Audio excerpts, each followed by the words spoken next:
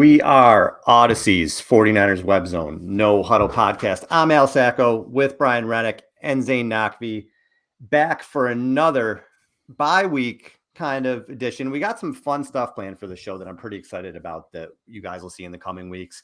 Got some more guests coming up like we used to do back in the day, and we're just kind of revving up to do some more cool things with the show. So I'm pretty pumped about that. Guys, how you feeling going into the bye week? You feel good? You feel positive? I feel great. I mean, like I said, this team needed the momentum going into the bye that a win would bring them.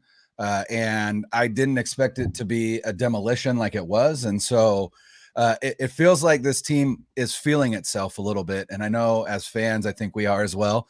And so like Zain said on Sunday, it's almost like I kind of wish there wasn't a bye this week. Just because there is a lot of momentum after that win. But it'll be nice that we've got, I think Matt Barrows power ranked, I believe, the 11 players expected to come back after the bye. And so, yeah, I think it's a good time to be a 49ers fan. It really is. And they had that get right win right before the bye. And now they have a chance to, like we talked about this last week as well. Like it's a psychological thing where last week they were 3-5 heading in the bye. This or last year they had 3-5 in the bye. This year they're 4-4. I think that if you were to go into the bye with the same record as they had last year, psychologically that would have just been so crushing. And I know it's only one game, but they're right in the thick of the division. Seattle, they're one game back of Seattle. Seattle's not gonna continue what they've been doing. Like Geno Smith is the number 3 ranked quarterback. He's not gonna do that. They're not gonna do that all season. So I think they'll catch Seattle. I think the Niners, hopefully, if we saw what we saw from them in the second half on Sunday, they should win the division. Like they look like an absolute juggernaut with the way that they put the Rams away. And I know that the Rams aren't a very good team this year. And that I believe, Brian, you tweeted out earlier that Super Bowl victory is looking more and more suspect. Or you tweeted out something along that line that Super Bowl victory is looking more and more sus now. It's just one of those things where when they look good, they look as good as any team in the league. They look like they are world beaters. Like the way that they played in the second half against the Rams, like if they had not played that way in the entire game or at any point during the game against the Chiefs, they would have had a much better chance of winning that game. And to me, I think I want to see consistency from them after the bye. And I think that getting players back is going to help with that because you're getting a bunch of starters back too. And you're getting a bunch of depth pieces back as well that are rotational pieces that you're used to seeing. So consistency to me is what I want to see from this team in the second half. And the wins will take care of themselves after that point. I can't believe how the tables have turned in a week. How the turntables in a week.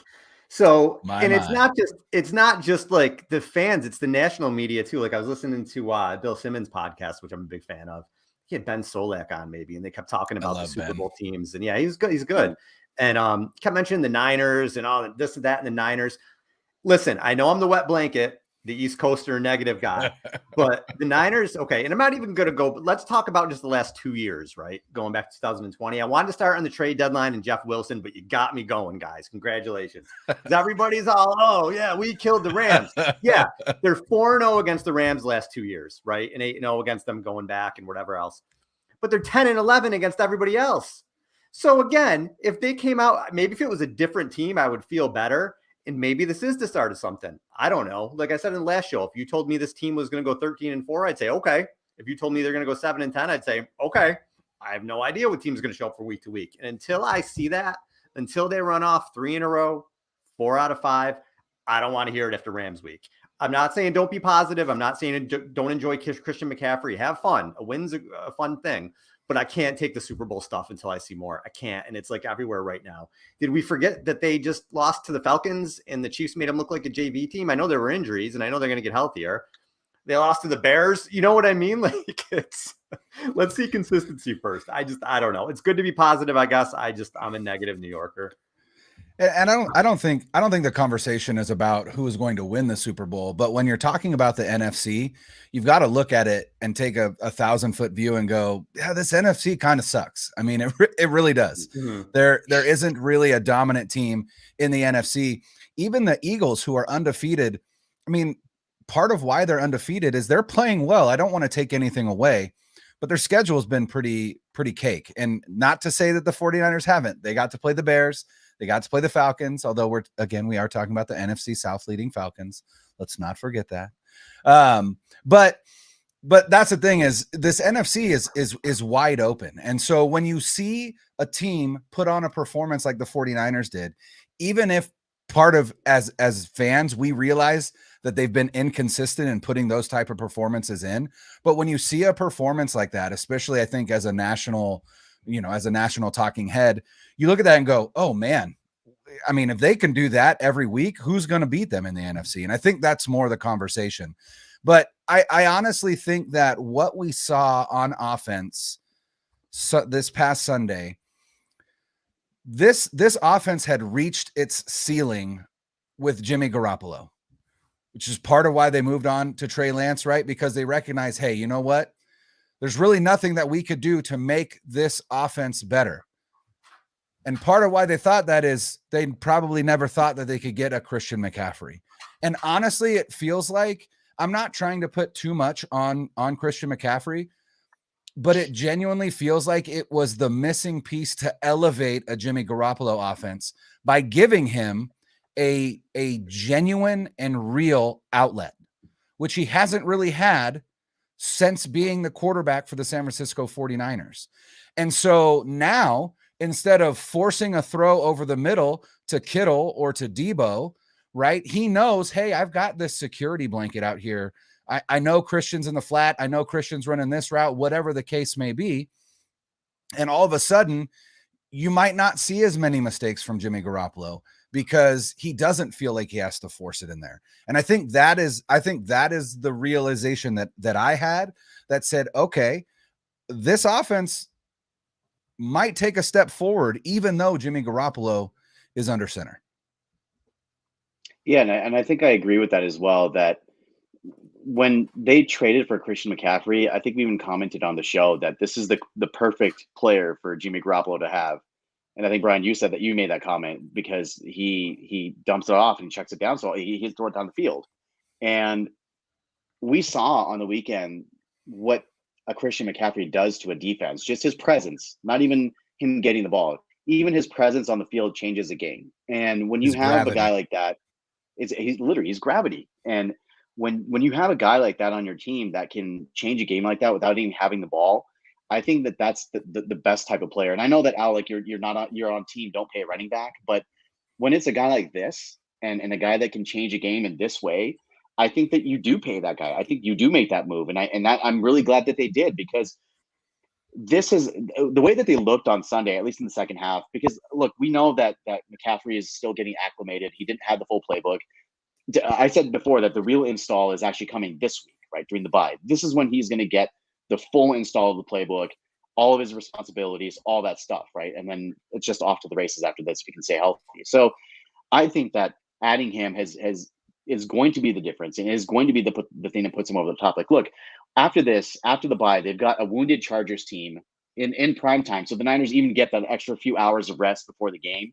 I mean, who knows if that makes a difference or not, right? But this is a really injured team, and if guys are game time decisions, that you get the extra level of treatment that you wouldn't get if it was like a morning game. So you've got the Chargers, you've got the Cardinals, then the Saints, and then the Dolphins, and then Tom Brady is coming here for his basically swan song game, right? And who knows what's going to happen there? But you got 4 games there, all of them are winnable, and regardless of how the Niners play, right? Like if they play poorly or good, I feel like all of those games are winnable. You've got a wounded Chargers team. You've got the Cardinals, who are woefully underperforming. The Saints without Michael Thomas for the rest of the year. That just came out today that he's going to be missing the rest of the year. And you got a Dolphins team. Are you serious? Yeah, he's done. Oh my goodness! Holy cow! Okay. So can't guard Mike is out for the rest of the year. So you can, Al, like that 3 or 4 game stretch, that they can stack some of that right now, right? Just right off the bye. Like they're not leaving the West Coast. The furthest they're going is Mexico City, and that's it, right? But there's no more East Coast games. There's no bad weather games. They're going to be out here on the West Coast. Their body clocks will be acclimated to it. So this is the time for them to make a run. If it's going to happen, I feel it's going to happen over the next 4 to 6 games. They have the fourth. I would say they have the 4th easiest remaining schedule based on opponents' win-loss record in the NFL. And the wise man said, "We'll see." We'll see what happens. All right, Come now on. we will see. I'm not saying it's not going to happen. I'm saying the wettest of blankets. We'll see. I've been hurt too many times, and I will not allow myself to be hurt again. I understand that. I understand been hurt, that. Been hurt. I got nothing left to bleed, man. I got nothing left to bleed. I'm not. You remember the guy in what is it, Major League 2? Was it Randy Quaid when he's out? He's losing his shit out. Oh yeah, yeah. I love. I'm that not movie. there. I'm not. They'll there, blow it in the playoffs. They will. They'll blow it in the playoffs. They'll fumble. Somebody's gonna get hurt. You watch. I'm not there, but emotionally, I'm so scarred that I'm not going to allow myself to feel joy until it's going to take a So while. Jimmy Garoppolo is playing the version of he's playing Ricky Vaughn, right? He's playing that role.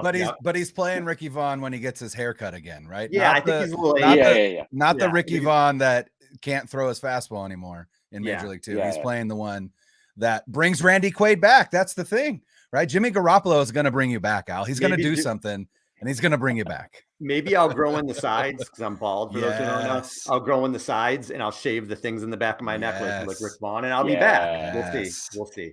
All right, so I am typically team don't pay a running back, but it's changing a little bit. But before I do that, I want to get into the trade the Niners made, the post McCaffrey trade, the trade up for Jeff Wilson. And listen, Wilson was going to be a free agent at the end of the year. The Niners got something for him. Do I think the Niners running backs are going to stay healthy? I worry about that. So would I have traded him? I don't know. I may have, if you're in for this year, I might have kept him around, but it sounded like Wilson wanted to be moved. It sounded like they honored that. And I don't disagree with it. You're getting something for probably somebody who maybe wouldn't have been in your plans next year. If you figure Mitchell and McCaffrey are going to be your 1-2, I get it completely. You drafted Ty Davis Price. Totally get it. But what I did want to do is just give a little respect to Jeff Wilson, because this was an undrafted free agent who came to the team in 2018. We had him on the show then, and he was, I'm not just saying this, he was one of the nicest people we've ever interviewed. Super nice guy, super engaging on and off. Really, really liked him. And in 4+ seasons with the Niners, he started 15 games. He had 390 carries for 1,733 yards, 15 rushing TDs, 45 receptions for 387 yards and 4 TDs.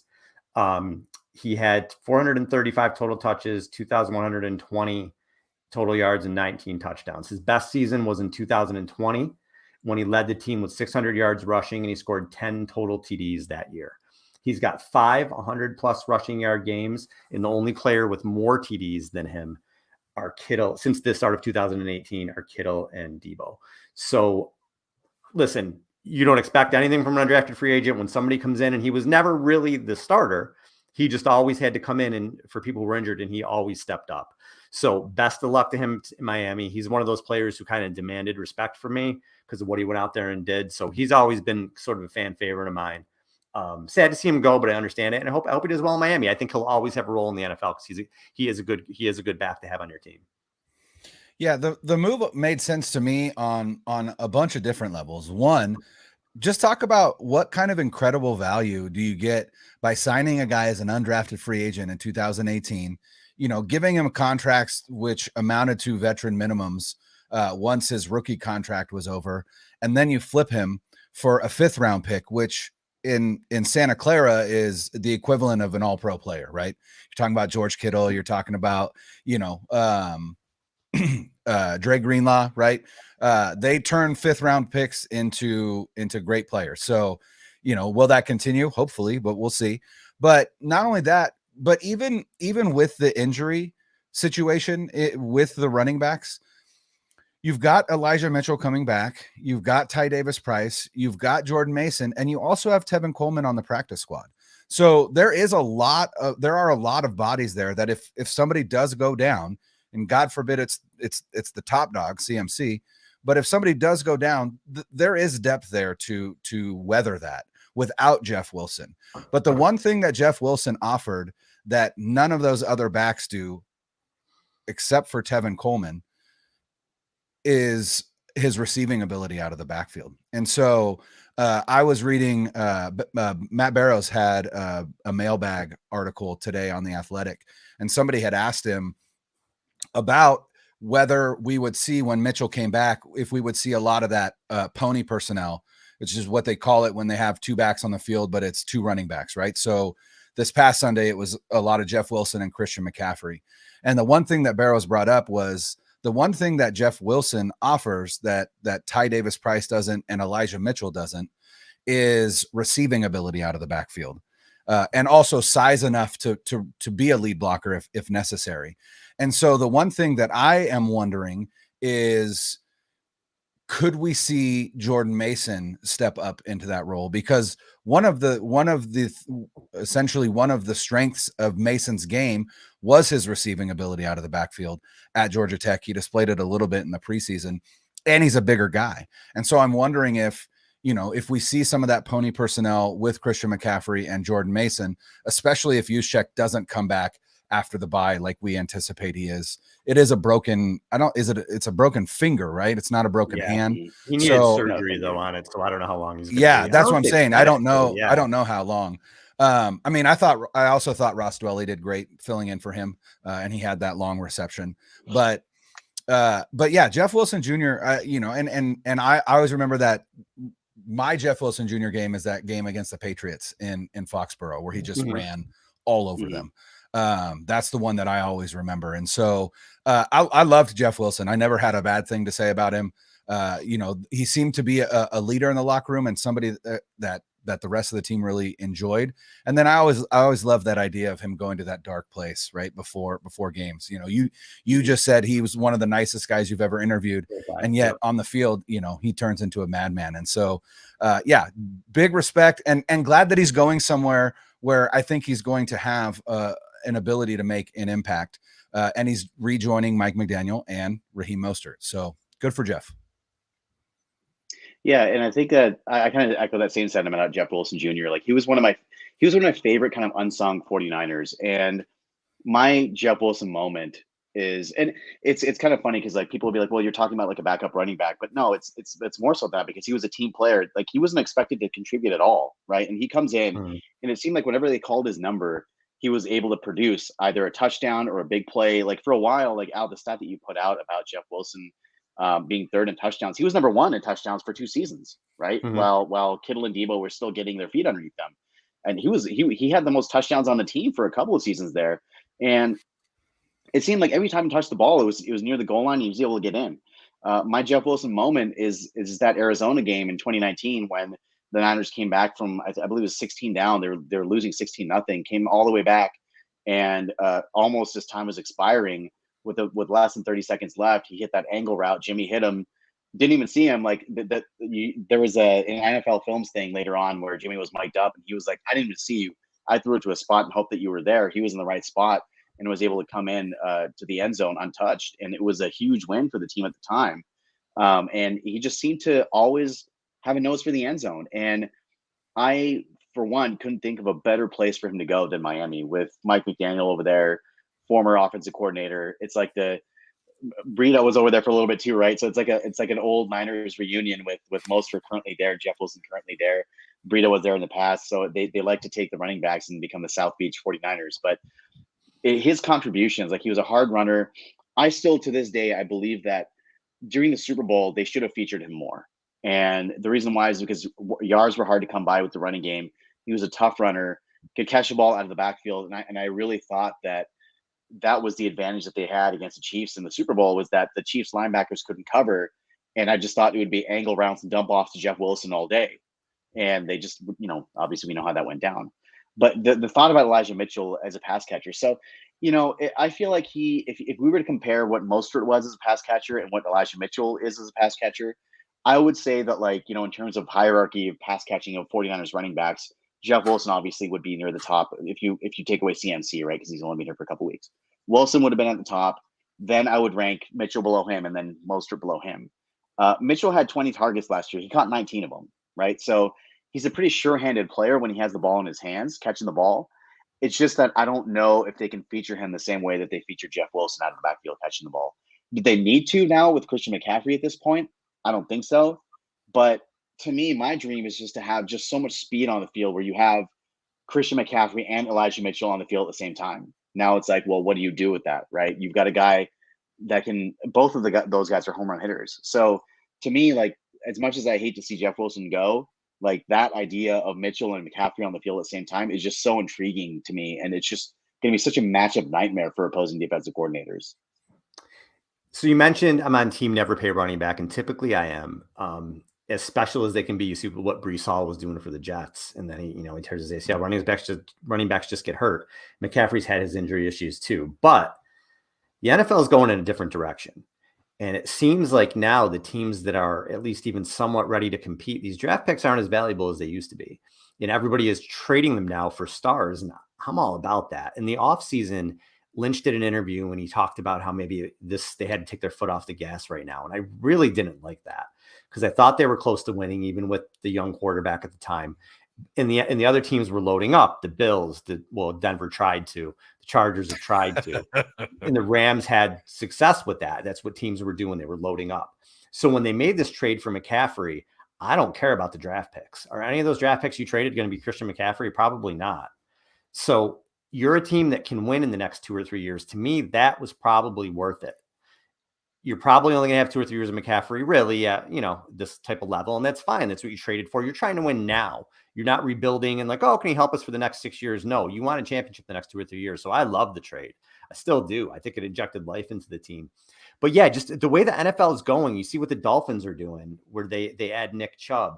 The Ravens add Bradley Chubb, not Nick. Bradley Chubb. I'm sorry. I had Nick Chubb in my head for running backs. Bradley Chubb. Keep me in line, Brian. Thank you. In line, buddy.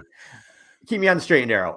So Bradley Chubb and Roquan Smith got added to the Ravens. They're going for it. I have no issue with that. You even see what the Dolphins they traded for all those picks for Trey Lance, and they turn into Tyreek Hill, and they turn into Bradley Chubb, and it's just I love the way the league's going. I love that these teams have their foot on the gas. It's fun. It's been a weird year, but it's fun now to see these teams go all in and really push for championships.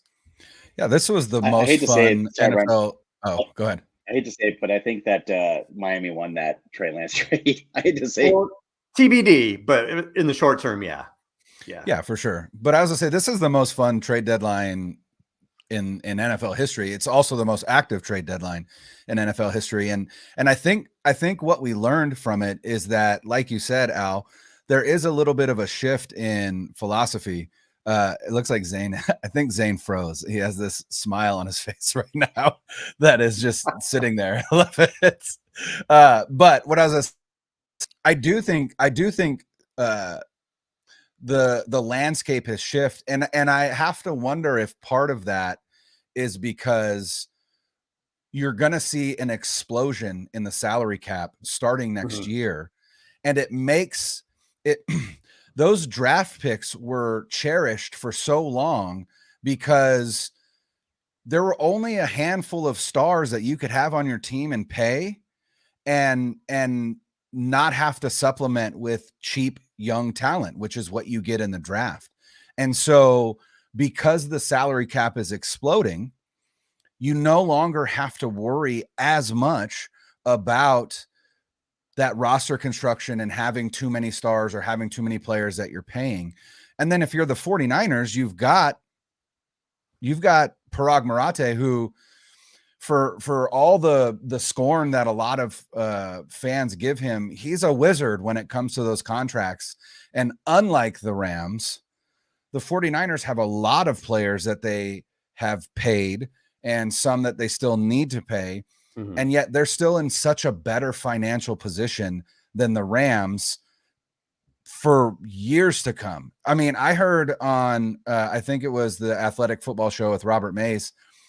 I'm pretty sure what I heard from them is that the Rams have $7 million in cap space in 2024, right? Wow. Already projecting ahead, just $7 million. And we're talking about a cap that is jumping by as much as, I think by 2024, I think it's going to be like almost 30% of what it is from now, right? 30% more. So just the fact that the 49ers are in that position and in the position to send those picks that they did to bring Christian McCaffrey in and be able to absorb that contract even next year, right? Because that contract is not cheap. It's $36 million over the next 3 years, only one of which is guaranteed. So I think it's safe to say he will renegotiate that contract this offseason, and it will probably lower his cap hit. But It was a lot of fun. And then the other thing that came out of this today is that the Dolphins traded for Bradley Chubb and then signed him to what amounts to 5-year, $110 million contract extension. 68.3 million of it is guaranteed. So an annual average value of $22 million. And I know I tweeted out today, it kind of gives you an even better idea about what Nick Bosa's contract is going to look like, because Bradley Chubb came into the league a year prior to Bosa, and he has 7 less sacks and just way less production than Bosa did, on top of being more injured than Bosa has been, right? Bosa has missed the 2020 season because of that knee injury, but that's been it. And so I have to think Bosa seeing 80 plus million guaranteed. And I think he's going to crack 30 million in annual average value, which is crazy to think, but that's also one of the advantages of having a rookie quarterback on a rookie quarterback contract. We have a mailbag question about Bosa, so we'll get into that a little more. Okay. Zain, did you have any comments on the way the NFL is going here? I like going. So here's the thing: there's a balance between going all in and being prudent with the cap. And I feel like when you understand that you have a right team in an open window, that's obviously the time to go in, right? But like a lot of teams, they're still scared of sacrificing the future for that, and they don't make those trades. And you can argue that the Niners, in the past, in the Harbaugh years, they never really addressed the wide receiver position outside of Crabtree. But I mean, they had chances to add guys to championship rosters. Like, also, as an aside, do you guys remember the wide receivers that they trotted out for the 2011 championship game? It was Crabtree, Brett Swain, and Joe Hastings. Like that was the group you were trotting out for a championship game, for a chance to go to the Super Bowl, which is why I never thought they would have beaten Brady in the Super Bowl anyways, because you're not winning with that offense. So anyways, as an aside, so I think that, I'm glad to see them making those moves. And this team has been aggressive, right? Like, despite what people say, they have been aggressive. They have made trades. They have made those like win now moves, right? Trent Williams was another one, right? That was like you trade for a Hall of Fame left tackle, and you paid him too. So I think that it's not just, they don't just rent guys, right? We look at the Emmanuel Sanders trade and we're like, oh well, they didn't re-sign him, so whatever. But the point is not that they didn't re-sign him. The point is that they made that trade and he immediately paid off, and they made a run with him, right? The fact that they didn't close the deal, I mean, like, that goes beyond, trading for a wide receiver, right? That was beyond that Emmanuel Sanders trade. They lost for factors because of factors other than that. So I love that the NFL is moving towards this. It makes it more exciting. It adds more parity. It forces teams to pay their players, which is great because we want to see our teams hold on to our favorite players. And it kind of adds an element of randomness to the league, which when the Niners aren't playing, that's awesome. I love randomness. When the Niners play, obviously I want to bank on them winning, but it does add this new aspect to the league, which is really, really fun. Scared money don't make money. Yep. So getting into some of these questions, we had to move to mailbag portion of the show, but somebody put a message in the comments that I thought was a good one to start this off. If Trey Lance becomes Jalen Hurts, do the 49ers win the trade? So I don't know that Miami has lost the trade no matter what happens. I think Miami has done good in this trade, that they've ended up with Chubb and Hill and they're winning.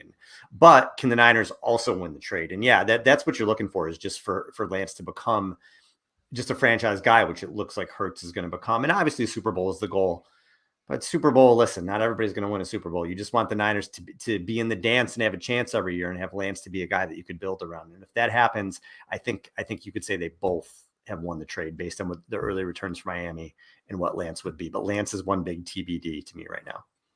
Yep. Agreed.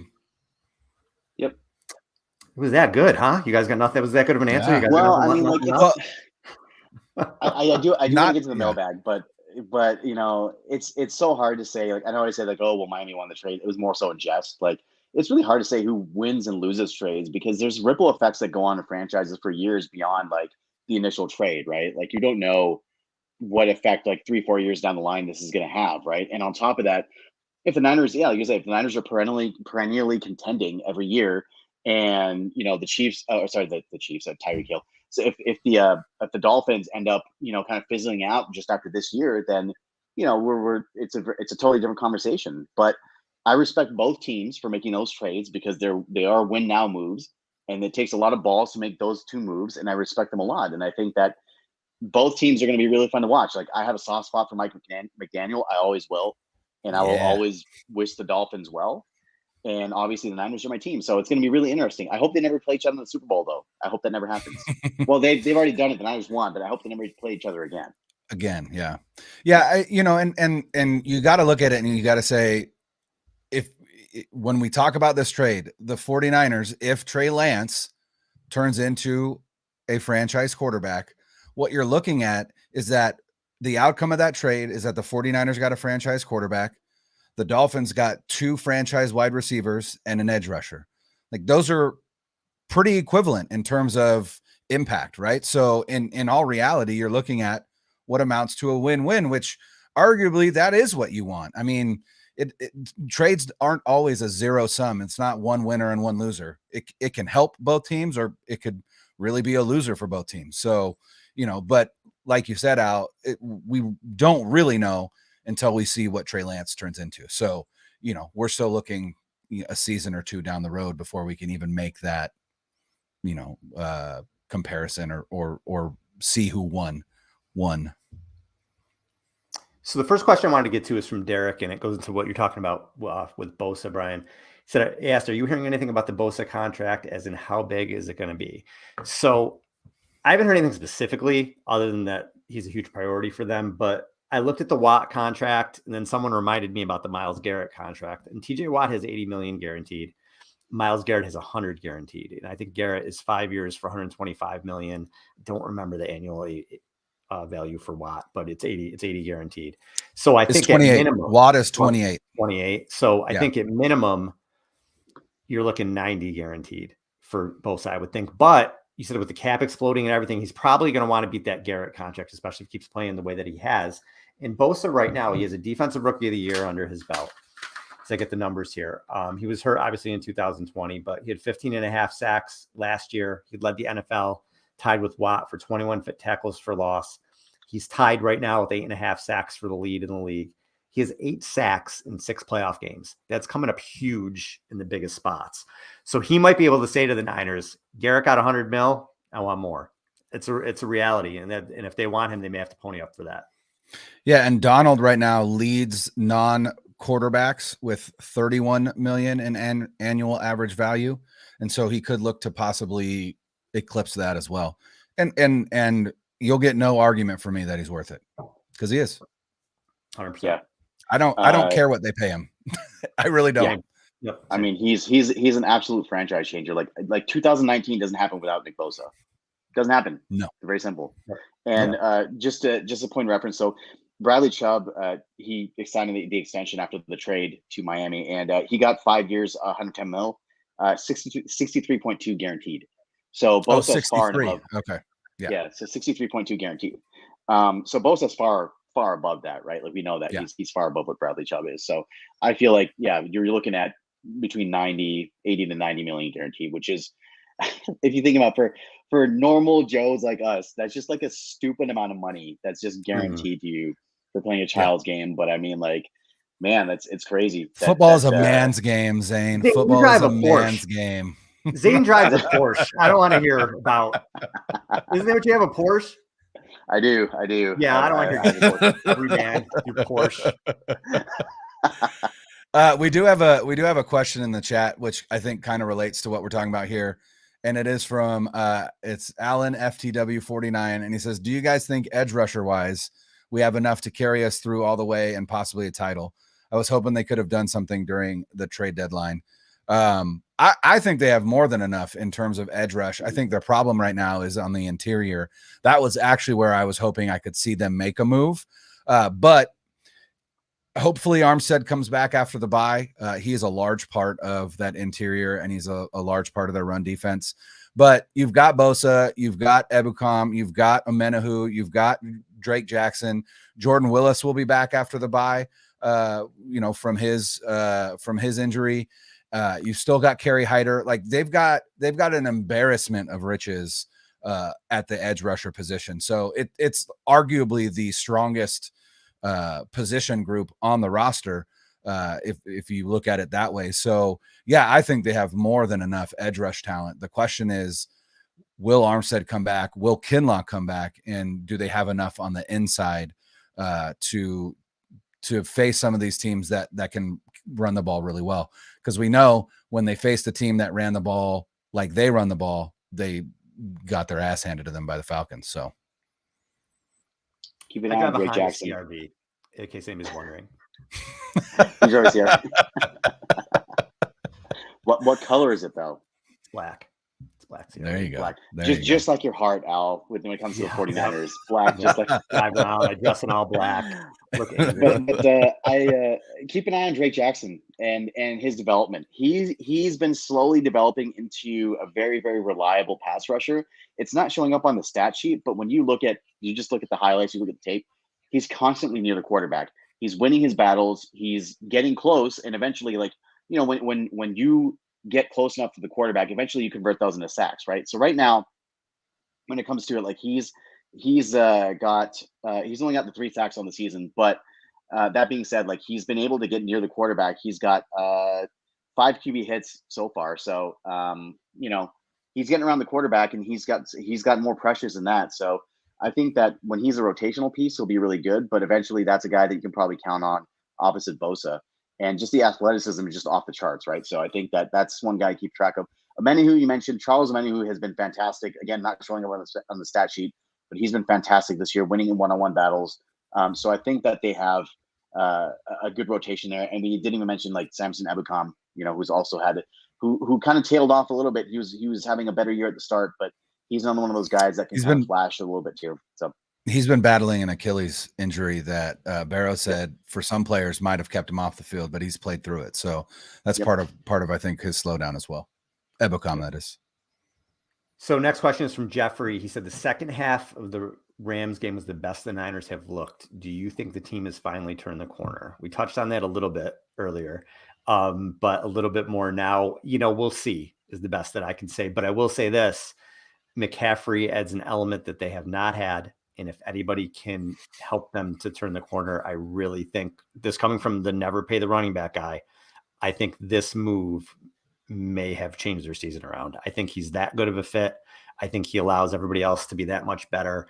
And I think if the defense can stay healthy, the McCaffrey move may have been the one that finally, helps this team turn the corner. I think McCaffrey unlocks Jimmy Garoppolo, but I think even more than that, I think McCaffrey unlocks Kyle Shanahan's creativity in personnel packages. And so I am just excited to see McCaffrey and Debo on the field at the same time.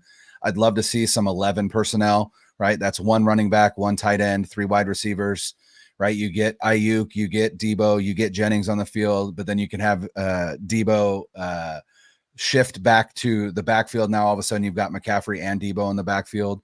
They could run it. They could all go out on a route. There's just so much that Kyle Shanahan can do to manipulate the defense now with a guy as versatile as Christian McCaffrey. What he's going to be able to have with Debo and McCaffrey is a truly positionless offense, which I think is going to be really exciting to see in the second half.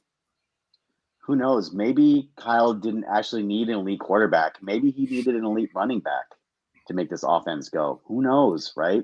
He's tried for years to get one. And we see why now, because this offense, and look, any offense with Christian McCaffrey is going to look great. It's going to look different, right? Sure. But we never seen it like this before, right? With just the explosive plays and the consistent explosive. Every time he touches the ball, it's 5 yards, right? Running or catching.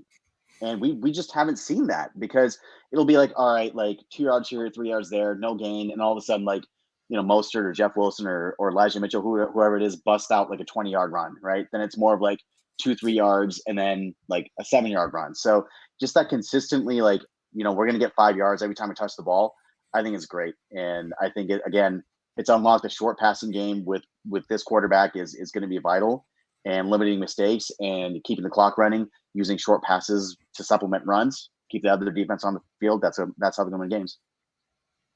All right, the next few questions kind of go together. The first person wanted to know, is McCaffrey going to change his number to 22 since Wilson was traded? And league policy says you can't change a number during the season. So the quick answer to that one is no.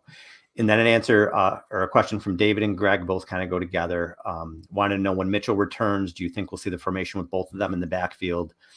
And will Mitchell be the early down running back while McCaffrey is the muddy down back? Now, I'm really interested to see the way that Kyle deploys this, but I would be hard pressed to believe that McCaffrey is going to come off the field very much. Mitchell will get some carries. I think maybe he'll get a couple series, maybe that type of thing where McCaffrey would play third down if that came up. But I just think, like we said, McCaffrey is going to be the key from the offense. Mitchell will get some carries. Maybe he'll get 5, 6, maybe. And then I think it's going to be a lot of McCaffrey. Personally, we'll see if I'm right or wrong, but I think you could also see formations that have McCaffrey split out wide with Mitchell and Juszczyk in the backfield as well. Yeah, sure. There's that opportunity as well. That's the thing about McCaffrey, is he's a running back, but he's got the hands of a wide receiver, as we've seen. So, I mean, that catch, that touchdown catch was incredible, right? Like, so just that leaping catch. I mean, it wasn't a question, right? So, yeah, I agree. I have a hard time seeing McCaffrey come off the field, although I do hope that they don't run him into the ground, which it feels like Kyle Shanahan would want to do, is just lean on him. And right, like, somebody asked him, I think it was Barrows asked him it was either Monday or Tuesday, hey, why did Christian McCaffrey get those carries at the end of the game? And Shanahan had some answer about, referencing the Detroit game in week 1 of last season, where they were up by, I think, at least 2 scores late in the game. Then all of a sudden, there was only a handful of minutes left, and all of a sudden, Detroit is only 1 score away. But that's fine. But why wasn't Jeff Wilson getting those carries? Right? Why was it McCaffrey? Or why wasn't TDP getting? Yeah, that's what he said. Some of the things that comes out of that dude's mouth. Yeah, and I'm like, but then why? Yeah, why wasn't Wilson getting those carries, or why wasn't TDP getting those carries? That was the thing where I was like, you didn't really answer the question. So that's where I'm like, I'm kind of worried that, he's just going to, it's like a kid with a toy, right? That just squeezes it too tight because they love it, and then all of a sudden it breaks, and you're like, oh. Like, I know that you broke that out of love, but it's still broken. So please, Kyle, don't break Christian McCaffrey because you love him so much. Let's spread the love a little bit and get some of these other guys involved. All right, 2 more questions, guys. Oh, sorry, Zain, go ahead. I think real quick, I think Kyle's record when the team runs 30 times or more, I think he's undefeated. So if they can get to 30 rushes in a game, I think that's we heard that last year, right? There was a game, I believe, I forget which game it was, where they needed to get to 30 to win the game, and they got to like 40 in that game, and they ended up winning the game. But that's kind of like the threshold for me. If they can get to 30, that's great. And whether that's like, 12 carries for Mitchell and 18 for McCaffrey, that's fine. Or whether it's like 20 and 10, whatever it is, I feel like Mitchell's going to get more than 5 or 6. I think he'll probably get like 10 to 12 carries or 10 to 12 touches a game. All right, this comes from Fani. Do you guys think McKivitz can eventually take over from McGlinchey this year or next year? And I don't know about McKivitz, but I don't think McGlinchey is going to be back. And listen, he kind of gets a bad rap. I mean, he's got some bad reps at bad times. The worst times. Yeah, and they're usually pretty bad. Yeah. But overall, he's not a bad player. No. People get frustrated with him, and I can see, because, again, there's some clutch moments where it doesn't come through. But having said that, I don't think he's going to get a second contract from this team. I don't know who's going to take over for him. That may be a point of emphasis in the offseason, but I would be very surprised if McGlinchey is back next year. They've got a lot of options that they could put out there that will be under contract next year. And that includes Daniel Brunskill. That includes Jalen Moore. That also includes Spencer Burford, who played tackle in college. I know that he's playing right guard right now, but and then McKivitz as well. So yeah, I don't see them re-signing McGlinchey, but at the same time, I don't know that those guys are the answer. So, I know that there's going to be the backup right tackle for the Eagles, who is a Washington State product. What is his name? Andre Dillard. Dillard will be a free agent next year. So maybe they spend some money at right tackle, but maybe it's not on McGlinchey. I don't think it will be on McGlinchey. All right, Al, we got time for one more. Yep. And just real quick too, we didn't see Jake Brendel come in. So who knows who the Niners have? Like you said, Brian, they may have people in True. True. True. All right, last one. What record this is from Zay. What record do we need to have to have in the second half to make the playoffs? So at 4-4, I think if you're not winning 10 games, you're in trouble. So they got to win 6-3. So they have 6-3, which is totally attainable with the schedule and their talent. Yep. If they don't do that, it's a massive disappointment. Yeah, I think 10-7 is the floor at this point, based again on the schedule in the second half and the players coming back and the way that they put it together in the second half against the Rams, coming out of the bye, being able to install more of a Jimmy Garoppolo offense along with Christian McCaffrey, like you said, Zain. So yeah, I think 10-7 is the floor. I think 11-6 is not that's not crazy. Obviously 13-4 would be the the best that they could do, which means they go undefeated in the second half. I don't see that happening, but yeah, I think they have to win the NFC West, and I think that is going to take 10 wins, and I think they can get there. Yeah, likewise. I'm down with it. 10-7 playoffs, division champs. You got to win your division. You're not making the playoffs unless you win your division, right? The NFC, there's too many teams ahead of them right now. I don't expect the entire NFC to collapse. I think they'll catch Seattle, and I think they'll win the division. And I say we'll see. Oh, the wet blanket ends it. On that note, everybody, thanks for the questions. For Brian and Zain, this is Al. Peace. Later.